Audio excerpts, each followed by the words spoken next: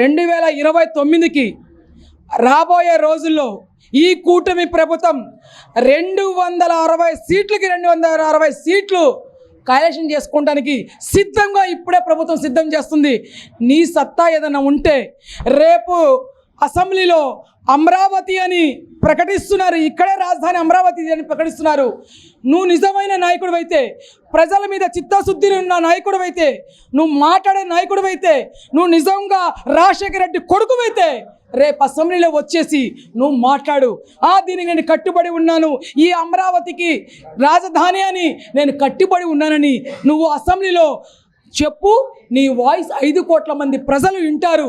నువ్వు 3 రాళ్ళు వేయలేని వాడివి, 3 రాజధానులని నువ్వు ప్రకటించేసి ముక్కలు చేసి వెళ్తానికి నువ్వు చేసిన వాడి కాబట్టి నీకు ఆ దమ్ము ధైర్యం లేదు.